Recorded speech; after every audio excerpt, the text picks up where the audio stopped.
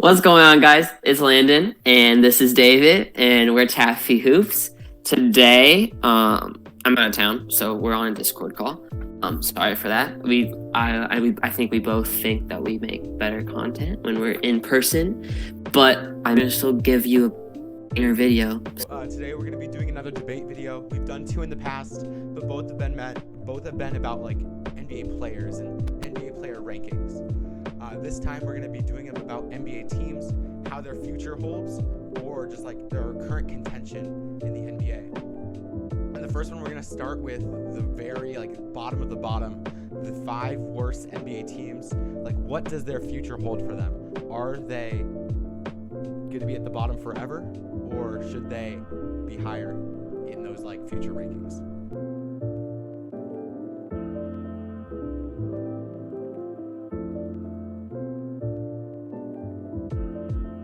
I'm gonna spin Landon's wheel really quick. 3, 2, 1, go. And Landon gets the Houston Rockets.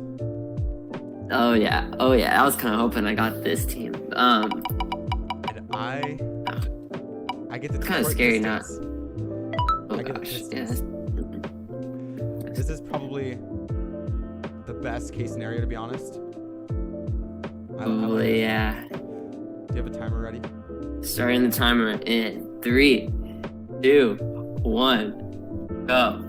So you're talking about a starting lineup of the number 1 pick and 2 all rookie players, along with this number 7 pick from last year, and then almost a most improved player.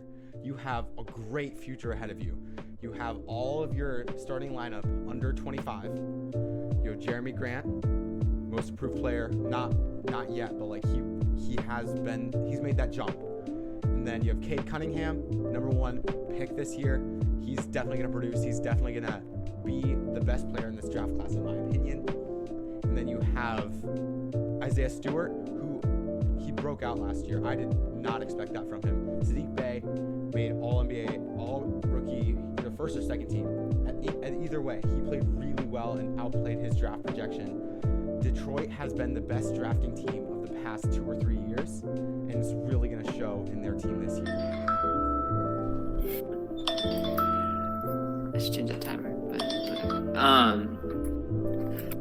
Okay. I'm starting in 3, 2, 1, go. Okay, you're talking about most improved players.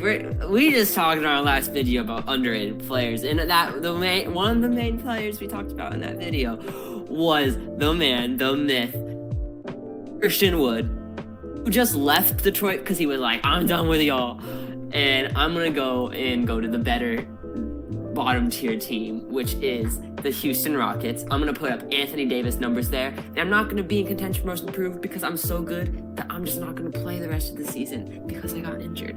But I mean, he was putting Anthony Davis numbers up before he left last season. He's not even the most promising player on that team. He has there's Jayshawn Tate, who just was on, I don't remember. I think he was on a rookie team for sure. And then they have Jalen Green, who I think is winning Rookie of the Year this year over Cade Cunningham. And then to top it all off, which puts him over the Detroit Pistons, I will leave that for my rebuttal. Starting the rebuttal in 3, 2, 1, go. So you mentioned Jayshawn Tate. He's not going to improve much. He's already 25 or 26. And you have a guy that's of equal or more value in Sadiq Bey. Cade Cunningham, Jalen Green, I'll concede they're about the same. Isaiah Stewart versus whoever, Alperen Şengün. Stewart's better. And then Jeremy Grant over Christian Wood, in my opinion. That might be debatable, but I think Jeremy Grant is better than Christian Wood. So you have a core of just better players. Okay, you're forgetting about someone. I know I am. 3, 2, 1. Oh, okay. So let's say, just for the purpose of this video, Jayshawn Tate and Killian Hayes cancel each other out. Okay, Killian Hayes is better than Jayshawn Tate. I'll give you that. And then Jalen Green, Cade Cunningham cancel each other out. Jeremy Grant and Christian Wood cancel each other out. But the Houston Rockets have an extra player there, and it's John Wall, who's the veteran, who he's not in his prime anymore, but he is still directing that young core, and he's gonna be the role model that's gonna be able to show them to their primeness. I just realized You I forgot about Kevin realized- Porter Jr. You forgot about KPJ. Oh my gosh! Oh my That's what I was gosh! thinking. I thought you were gonna say KPJ, and then you were gonna have like your whole argument's over. John Wall wants out.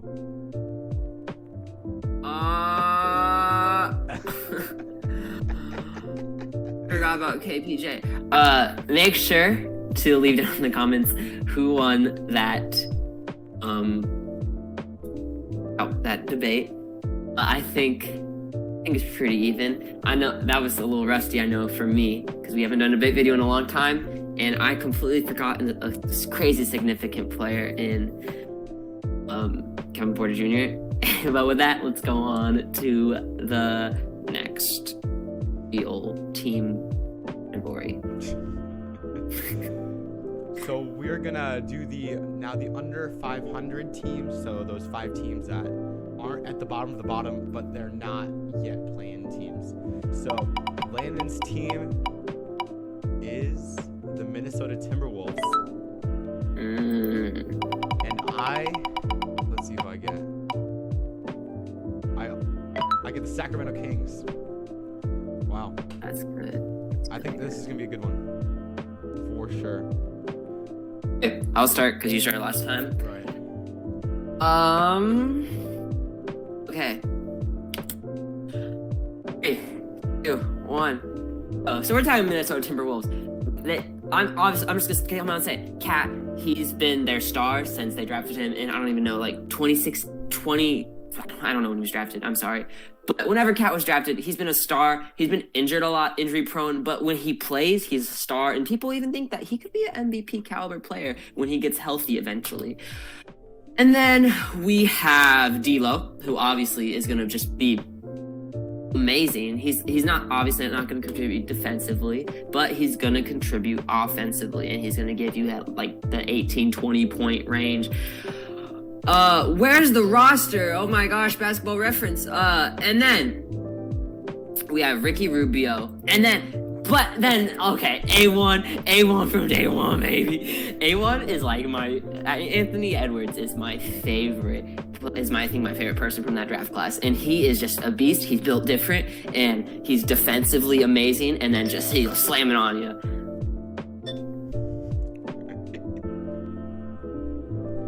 Okay, your argument is starting in 3, 2, 1, go. Okay, one of the best young players in the league, De'Aaron Fox. He hasn't made an All-Star game yet because of this just loaded West in guards, but he'll make that huge jump this year, and it looks like he and Tyrese Halliburton are going to be one of the best backcourts in the West. They have a real good shot of making the play-in this year, even making even making the playoffs. They have solid players such as Rashawn Holmes, Harrison Barnes, and then they also have their wild card, Davion Mitchell, coming off the bench. I've kind of slammed on him before, but what I've seen out of him in the Summer League seems like he will be a very good defender in this league, proving me wrong. I really hope he does. And if you also talked about Ricky Rubio, I don't know why, but Kat and D'Lo and Anthony Edwards, they haven't ever brought that talent to the playoffs. They have that much talent, but they haven't gone to the playoffs. That's kind of a red flag for me. I really don't know if Kat is that type of leader. Okay. Okay. I'm starting in 3, 2, 1, go. Okay, yeah, they haven't gone to the playoffs, but neither have the Kings in like forever. And so, what's to say that De'Aaron Fox, he's had 3 seasons, and Anthony Edwards has had 1 season, and then D'Lo's been there for like a season and a half. So cut them a break. Yeah, I mean, this team has great potential, and then not to mention they could add a piece of Ben Simmons, and if you add Ben Simmons to the team, which is a what if, they're unstoppable. If you add Ben Simmons, not unstoppable, but like they're beating the Kings. 3, I agree. Ben Simmons makes them a better team. The thing is, they don't have Ben Simmons. They have D'Angelo Russell. D'Angelo Russell is the most fake all-star in the league. The only reason he was an all-star was because of his high usage rates in Brooklyn. He's never played as an all-star or like an all-star in Minnesota. It's kind of been Cat on his own in a way. D'Angelo Russell, he's good on offense, but his efficiency has gone down, and his defense is not good, and they just haven't been able to play defense at all in Minnesota. Hey, let us know in the comments who you thought won round 2. With that, we're on to the over 500 category, right? Which is kind of like the playoff teams, like almost making playoff teams. So I'm gonna start spinning the wheel for Landon's over 500 team. This is really scary for me, by the way, because I can't see the wheel, and I know you guys can. But who did I get? I don't know who I got yet. I'm kind of scared. I got the Miami Heat. Miami Heat, baby. Let's see who I get. I got the Charlotte Hornets. Easy. Easy. How's that easy? Okay. 2, 1, go. So the Hornets, before LaMelo Ball got injured last year, they were the 4 seed in the East. Like, they have kept the same roster basically. They haven't made really any changes besides Devontae Graham leaving, but he didn't play much except when LaMelo Ball was injured. So you have like basically the same team that was the 4 seed in the East last year, and the Heat were the 6 seed last year. They didn't have much injuries, so basically the Hornets were better than the Heat last year before LaMelo Ball got injured. Did I forget an injury for the Heat? But anyway, dang it.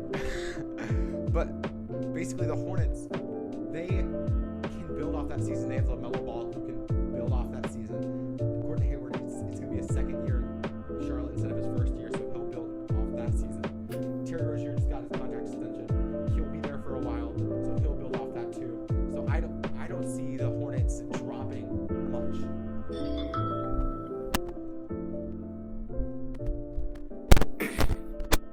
Okay. 3, 2, 1, go. Let me just read off a starting roster for you. They got Kyle Lowry, Victor Oladipo, or Tyler Hero, whoever you want to start. Then we have Jimmy Bucket, who, by the way, was injured for a lot of last season, and that's the reason the team didn't do well, because he's their star player, and he was injured. And they still made, he was their star player. Then we got Bam Adebayo, and I don't know who you want to start at center, really. Maybe you want to go with, I don't know. That's their 4 best players, though, or 5. And then you have Duncan Robinson for spacing, and then you have other role players. You have Udonis Haslem, the loyalty king. I know. But yeah, so what I'm trying to say is they went to the finals, and I know it was the bubble, but they went to the finals without a lot of those players, and then now they've added more to that team, and they're gonna be a dark horse this year. Okay. Don't roast me for talking about Udonis Haslem. I was just reading off the roster. I'm not doing that.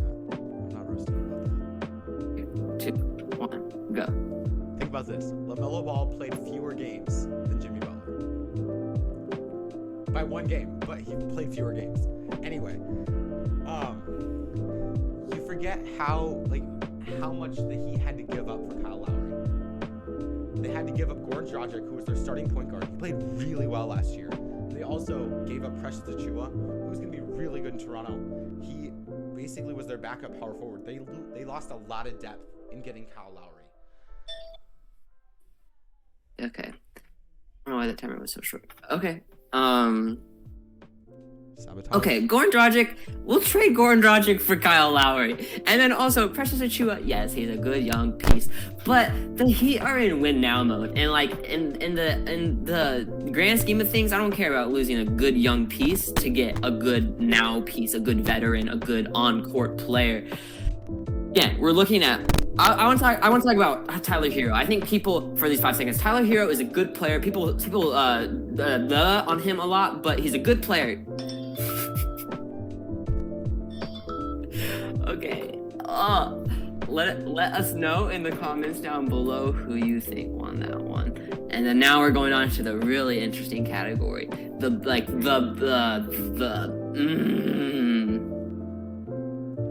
50 Let's win go to it. category, guys. Oh, 50 wins. you didn't need us. You didn't need to like. I think they knew. They knew. Yeah. So there are seven teams that we can pick from. Those teams are the Lakers, Jazz, Bucks, Sixers, Nets, Suns, and Warriors. Let's see who everybody gets. I have a 10-hour stopwatch on my phone. I don't know what it's from. Nice. Just accidentally went to the stopwatch part of the timer, and by the way, you got Golden State. And I also got Golden State, so I'm gonna respin. And I get the Utah Jazz. I'm gonna go in 3, 2, 1. Oh. Wardell Stephen Curry Jr. That man is like 34th. No, I can see how. Okay, that man's like 34. And he's like still MVP condition. Klay Thompson is coming back. Klay Thompson is not going to be his normal all-star self, but he is still going to be about the category of like Chris Middleton, who just was a second player on a playoff team. Then they have an amazing young core in James Wiseman, Andrew Wiggins. James Wiseman is raw, but I think with the right coaching, he can do it. James Wiseman, Jonathan Kuminga, Moses Moody, and up through the eyebrows. And then, Draymond Green. Draymond Green is the perfect player for that young talent. And my time's up. So annoying. I know. Okay. 3, 2, 1, go. So the Utah Jazz have 3 All-Stars: Donovan Mitchell, Rudy Gobert, and Mike Conley. Like, they weren't All-Star starters, they weren't the most flashiest players, but they are All-Stars. And they also have a great depth. They have guys like Jordan Clarkson, Joe Ingles, like both were in 6 Man of the Year conversations. And then you also have great defensive players like Royce O'Neal and Bojan Bogdanovic, adding also Hassan Whiteside and Rudy Gay.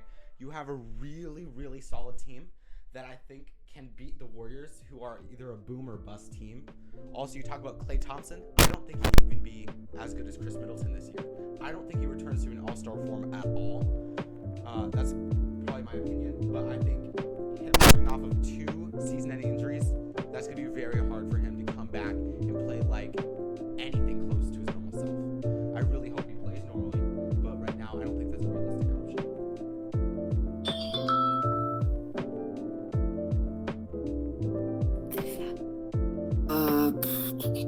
Okay, 3, 2, 1, go. Okay, to clarify, I said Klay Thompson category, which is that all-star type role player who is like a borderline all-star, and he's not gonna be an all-star, but he's gonna be like close to that range. And then also, I completely forgot about free agency moves, which there's Bielitsa, Otto Porter Jr., who has never been great, but I think with this role as like off the bench, he's gonna do amazing. And then there's Andre Iguodala, was MVP for them, and my timer went off.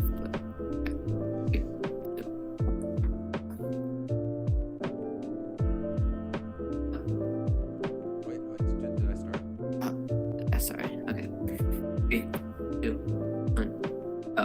So the Jazz really haven't changed really that much over the past this offseason. So they'll have like that chemistry that they had from last year's team. They were a 1 seed last year. One reason that they did lose was because Donovan Mitchell was coming back from an injury. Mike Conley was also coming back from an injury. They did also lose to Kawhi less Clippers, but the Jazz are a very, very solid team in the regular season. I think they'll have a better record than the Warriors. I don't know if that means they'll be a better playoff team. Everyone off, by the way. They'll be a better regular season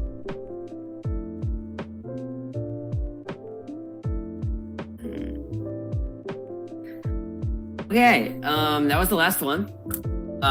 So if you're one of the people that I know, like you're one of the people that watch the Tap Hoops videos all the way through, because I know there's a lot of people that do that. Make sure, and like you're sitting here thinking, only 4 debates? Like, oh, I want to see more. Then make sure you let us know down in the comments that you want to see more, and then we'll just do more of this video. It's fine. I know you're sad. So yeah, make sure to. I'm trying to think. Videos coming up. I think a lot of what ifs are in the future. Yeah. I think we like doing those videos. Those videos take a lot of research though. So those and then the NBA. Yeah. NBA season starting up soon, and so like preseason stuff's gonna start, like predictions and stuff. And yeah, make sure to like, comment, subscribe, and we will see you next Saturday. Peace. Peace.